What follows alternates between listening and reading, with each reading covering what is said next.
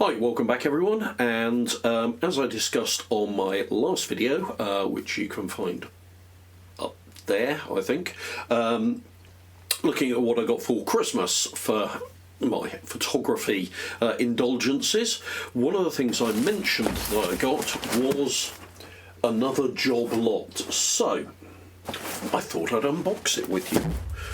Right, now this lot, according to the shipping label, weighs about 5 kilos. I think it's got about 4 or 5 cameras in there and a few other bits and pieces. I can remember some of it, I can't remember all of it. Cost me £18. So let's start off just by cutting the packing open and see what we've got. The box was fairly squashed in transit, I've got to be honest with you, so it's not in the best condition. I'm hoping everything survived. Right, in terms of packing material, it's cardboard and paper. Right, so let's just delve in and have a look what the first thing is. Well, first up, we've got a Kodak leatherette case in grey with cream piping. So let's pop this open. Light setting numbers for flash in a little tab in there. Pull it all the way open, and what do we have here? We've got a Kodak Bantam Colour Snap. Now I think, let me just strip this down a second. Yep, it's got the red window on the back, so it looks like this is either a first or second generation one. These were around in the mid to the late 50s, and let's see if I can, for my sins, remember how the hell do you open one of these. I think you push that button down there and then, yeah, and then that slides down. There we go. Right, now what is unusual about these is, for those of you who don't know now, you can look in there and that looks, to all intents and purposes, like, ooh, that's a 35mm camera. But if it's a 35mm camera, why has it got something more akin to roll film with a red dot on the back? And the reason is these took the now defunct 828 format film, and 828 was 35mm-ish size, single perforation and paper backed, so it was effectively a 35mm roll film. Now this is a viewfinder camera. Doesn't have a great deal of options on there. It's guess focus, so you've got a focus range on there, but you've got to guess. Shutter does appear to be firing on it, and the multiple exposure lockout is working as intended. It's just, I probably shouldn't have closed the back up. It really is quite awkward and a bit stiff. But yep, the shutter is opening, so other than the fact that you can't buy film for it anymore, actually appears functional. So we'll put that one down as a working model. Yeah, mixture of metal, cheap aluminium and Bakelite. Ooh, where was this one made, by the way? Does it say? Yeah, it is an English Kodak. So camera number 1, a Kodak Bantam. Right. Just pulling things out at random here. Next up we have what looks suspiciously like a light meter, and I suspect it is a light meter because I know there were light meters in the listing. Right, so what we have here is a proudly made in the USSR Leningrad light meter. So this is a Leningrad 7. Let me just poke it out my window. It is responding. So does the slide for it still work? That's better. Yeah, this one appears to be fully functional. I'm gaining quite a collection of older light meters now, so one of the things I will probably do is put together a video in the future, if anybody being interested in it, looking at light meters across the ages. I don't quite think I've got a wide enough collection yet. Weirdly, I've got more old ones than newish ones.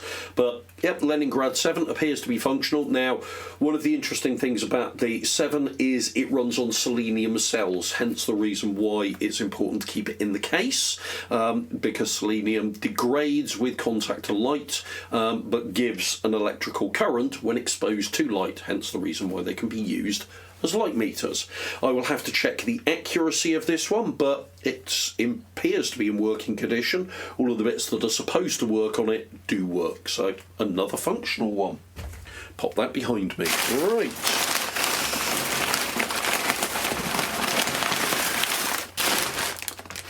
We have a camera wrapped up in some paper here. Now this again is one I did know was on the listing, and I recognised the shape of it. And we have a Polaroid Square Shooter 2 land camera. Now these, I believe, had a kind of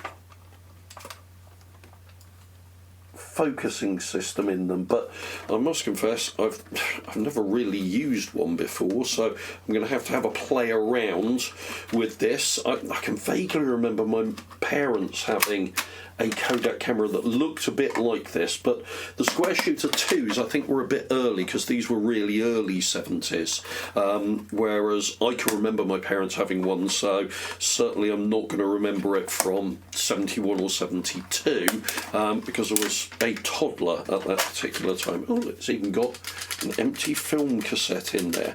Now these use Type 88 film. I haven't checked, but I'm not 100% sure that Kodak still make, or anybody still makes, Type 88. One of the things I do remember is this weird pull device here, is because these earlier Polaroids, unlike the later ones like my Polaroid 1000 here, which have a battery in them which pops out the film automatically, with these you have to physically wrench the film out, and it took quite a bit of effort, so that's what that handle is there for, so that you could hold onto the film and literally pull it out. But it appears to be fairly clean, appears to be working, so yeah, there we go. A Square Shooter 2 Polaroid. That's another film I can't probably get film for and therefore use. So, although they're working, the two we've got so far, shelf queens more than anything else, or kings. I make no judgment in that regard. Right, let's carry on diving in here, and this appears to have something in it. They're all wrapped up in paper, so the Christmas job lot I bought is feeling very Christmassy. I like this. Right. Oh, and we've got 2 presents for 1 in here. 2, yay! Now, first off, what do we have here? It is a Praktica 2 times teleconverter for Praktica B. So that can go with my growing collection of Praktica B stuff. So I remember when I first started photography, these kind of things were very, very popular. A lot of teleconverters these days tend to be paired with very specific lenses made by manufacturers, OEM manufacturers only, and very expensive. Back in my day, when I first started photography, late 80s, early 90s, these kind of things were incredibly cheap, and were commonly used as ways of extending the focal range of your lens very cheaply. Now, the problem is they stick a bit of glass in there, which means you've got light loss, anywhere between 1 and 2 stops depending on the teleconverter, and by adding more glass in there, obviously you can have issues with image degradation. So that might be a fun thing to explore in a future video as well. But that's a nice little addition to the collection, as it appears to be the proper Praktica one as well. It's got the electronic contacts in there, and the aperture stop down lever, so nice find.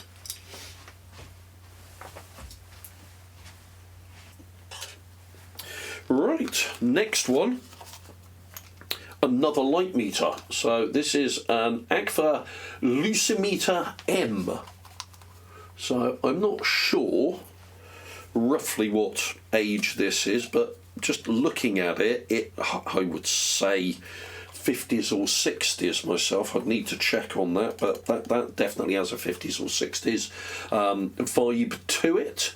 This one, again, a selenium cell by the looks of it, and yeah, we are getting readings off of it, so it's been stuck in its case and appears to be working. So another nice little find, made in Germany, has its original case with it as well, so let's pop that back in its case to keep it nice and safe.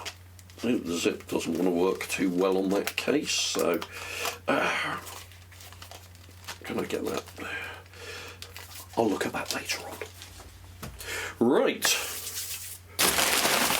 I'm going to have to throw some paper on the floor. Sorry for any odd noises, but I need to dig. Oh, I dig and I come across something that feels heavy. What do we have here? So totally it's like unwrapping stuff. We have a Casina CSM. Now the CSMs were, testing my memory here, I think these may have been around in the 80s, 90s? No, they can't be as late as that, can they? One moment. No, I was going mad. I did make some notes on what I thought was in the job lot. 1978 these came out, so I was close-ish with the 80s. Now, the interesting thing with these is, if I just grab a lens here, which you'll see is a Pentagon, screw mount is the CSM, is an M42 mount camera. A relatively late one at that, and I'm not convinced that this one is working because I'm trying to, yeah, it's looking very sticky. Let me take the lens off of there a second, and yeah, the shutter doesn't appear to want to cock, so as I wind it on, you'll notice that it's not moving the shutter, so we'll need to do some investigation on that one, but it may be that this poor little devil is dead. We will have to see, but it's a shame because otherwise it looks to be in fairly nice condition.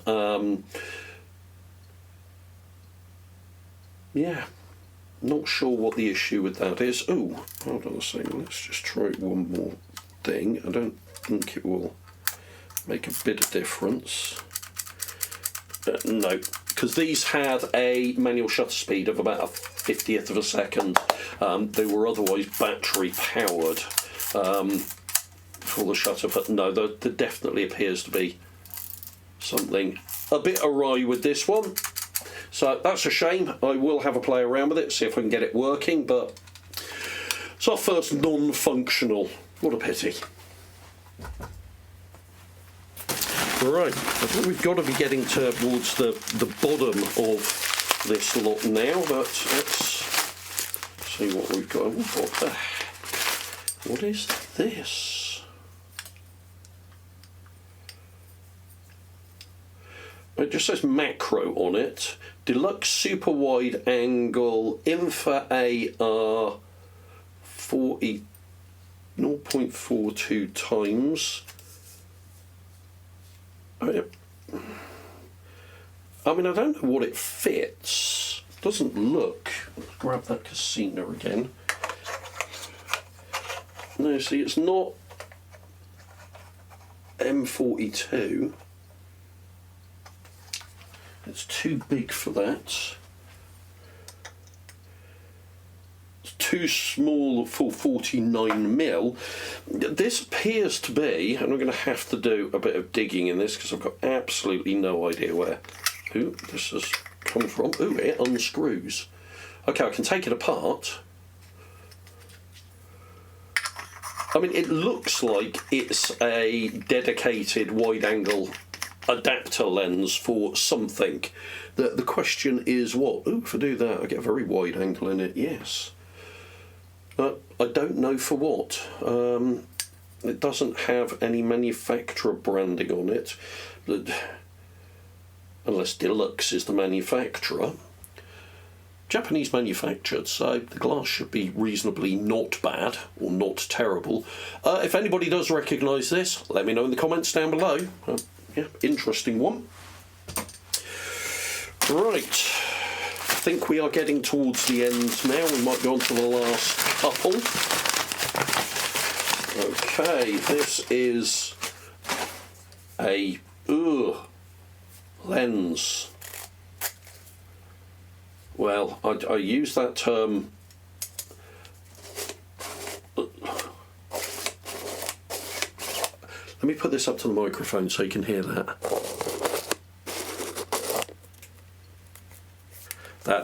That's horrible. Ugh! Ugh! The push-pull is even worse. It's a Sigma autofocus lens. By the looks of it, based on how the aperture range runs and what the mount looks like it's a Nikon autofocus. It looks a lot like it's a Nikon autofocus. Yeah, the aperture blades aren't stuck. It's got a 42mm filter on there, but basically what looks like it's happened is the soft touch rubberized plastic has gone hideously sticky. I don't know if it will be possible to clean this up. There's a lot of rubbish in there, but yeah, I'll let you know if this works, but I'm not holding out much hope for that.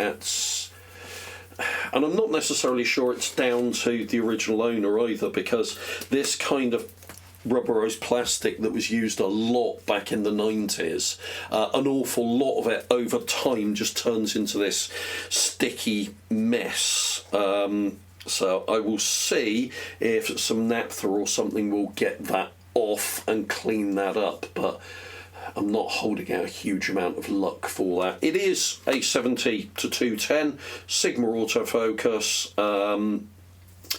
f4 so a fairly standard lens of its vintage. If I can get it cleaned up and working, it would be nice to see what it goes like on my f601, my Nikon f601, but yeah.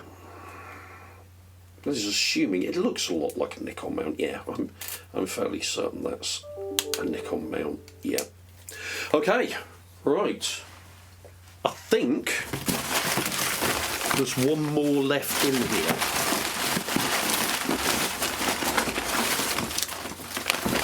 Yep. There is one more left in here. So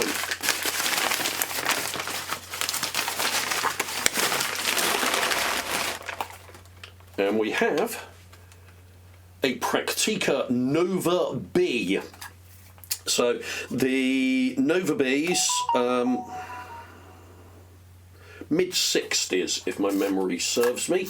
M42. Unusual setup on a lot of it. Right, that's set up. This one also doesn't appear to be behaving itself. So the shutter isn't. Oh.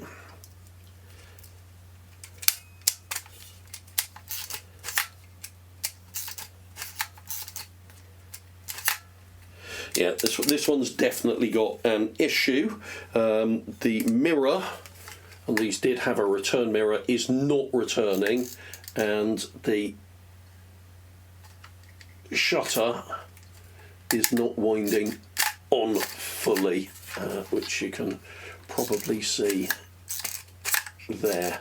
So this might require a bit of work to get it working, or maybe foobarred as well, which is a bit of a shame because Nova B is a nice little camera, and the inbuilt metering appears to be working as well. You see, it's got a little meter scale on there which reads off of the selenium cell meter in the pentaprism at the front just there. That then on the rewind lever gives you your calculator, and you then set your shutter speed and aperture based on that. But yeah, this one doesn't appear to be working too well, so might again turn into a paperweight, but we shall see. I will see if I can get it working after a bit of TLC and update. Same with the Casino. But that is everything from this job lot. Not as successful as past job lots I've had, unfortunately. Two of the main cameras that I thought were in the job lot and I was interested in, which is the Casino and the Praktica, don't appear to be working, which is a bit frustrating. But a couple of working light meters out of there, I'll take that in all honesty. A lens that I may be able to recondition, and a 2x teleconverter. So, and the other stuff is nice ornamentation, basically. So, thank you for watching. If you've enjoyed this one, please do hit the like button, which I don't know why I pointed up, it'll be down there somewhere. And if you want to see more content like this, subscribe to the channel and hit the bell icon to be notified when new content gets uploaded. Thanks very much for watching. Take care, everyone. Bye-bye.